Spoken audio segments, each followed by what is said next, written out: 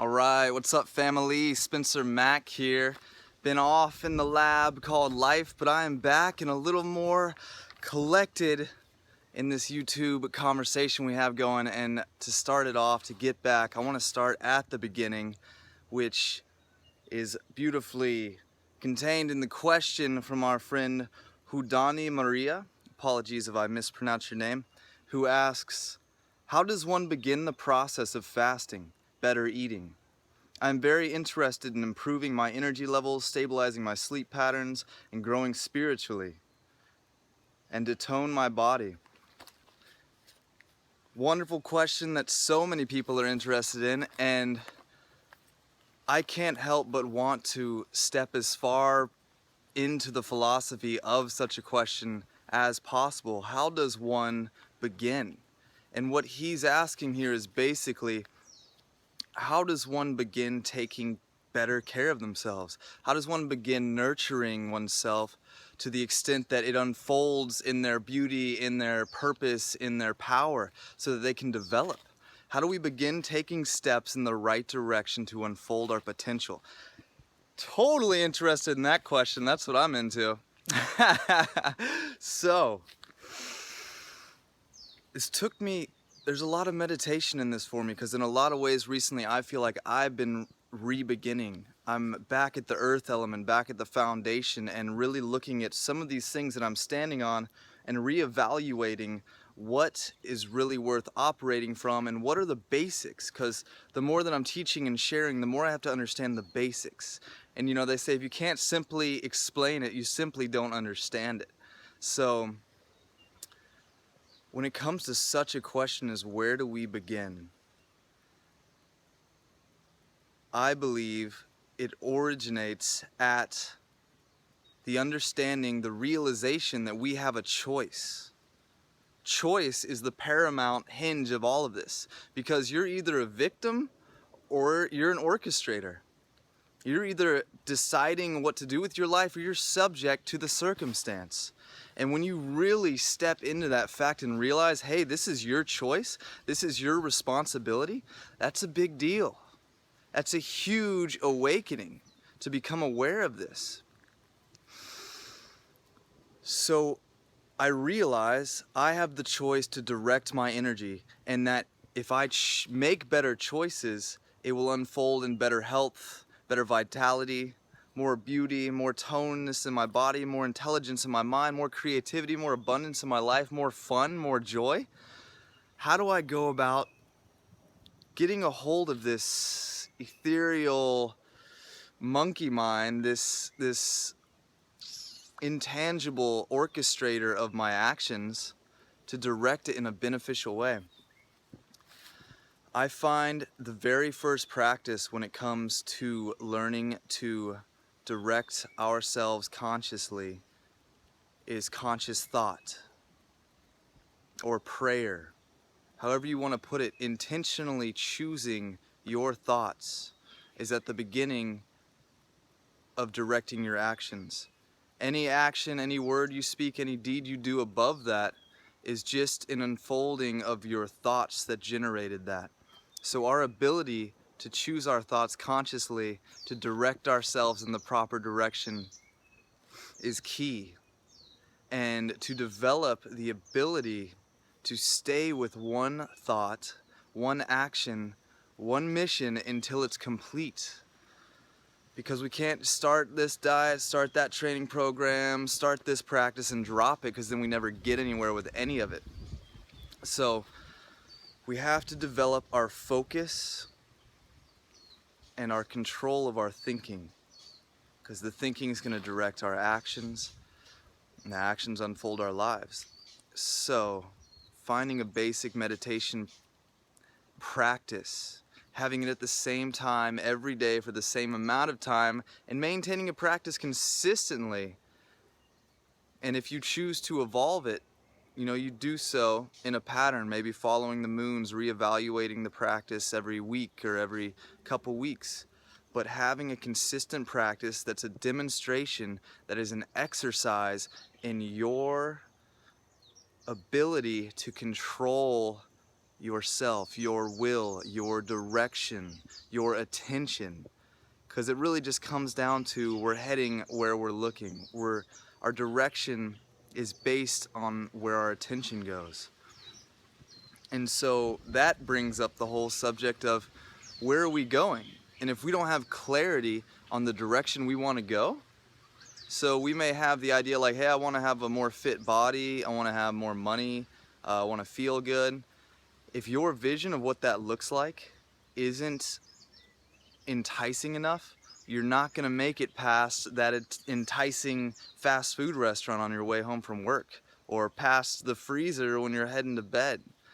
So we have to be really, really clear on what do we want. Because once we realize we have a choice in this matter, that we are actually at least partial orchestrators of this thing called life, how do we direct that? What do we want? What do we want to see? What do we want to experience? What kind of story would we like to unfold here? What kind of character would we like to develop?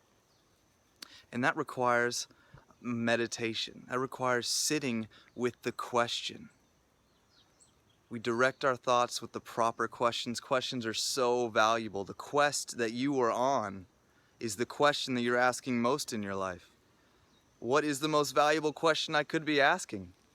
What are the things that I can do to develop this concentration and my certainty in my action? What are the things that I can do to feed and nurture my body?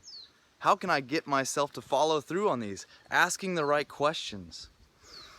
I have a whole nother video on that. I believe it's the quest you are on is what I call it. So diving into that question and understand it's eternally unfolding. You ask some people, hey, what do you want? What's your biggest dream? And it's something along the lines of like a big house, a beautiful wife, and lots of money. But if you thought further into that, or if you've witnessed models of people who have had that and have not found fulfillment in that, you would keep asking. You would keep diving. So always keep diving into that question, what do I want? And I believe ultimately it's a state. We want a place of peace, of joy. We want a vibrant, vital body that we can live and experience and share and enjoy. We want a state of peace that's not so attached to environmental circumstances, because if your happiness is based on your house or your marriage or whatever circumstances, the number in your bank account, then you aren't controlling that. You are subject to. So ultimately, I believe we're working to develop the state, the ideal state, to just be stoked no matter the situation, to find peace and trust and faith in life and in reality, so we can enjoy life without attachment to these things. But with that being said, it's fun to play the game at the same time. So once we know what we want, once we have developed an ideal reality, I do want a business, I do want to generate cash, I do want to travel the world, I do want a badass permaculture forest zone with a whole bunch of my friends living and growing the best foods ever and surf right up the street. That's what I want. I'm super clear on that. I want to develop my health and my consciousness and my ability to express myself. I want to develop my musical talents, my singing. I want to develop my freestyling, my parkour. So being really clear on the dreams you want, and then setting in conscious practices one at a time. So on one end you have your ideal situation, you have the dream, and then you have what is the step that I take right now. We have the infinite possibilities, and then we have what do I do right now. This has to be one clear, concise step. You can't have two thoughts at a time. You can't complete two tasks at a time. You have to be directed at one thing. So what is the most valuable thing I can be doing right now to head towards my ideal reality? And I know that was probably way deeper and more philosophical of an answer than my friend was asking, but that's where it took my mind, and that's what I'm interested in.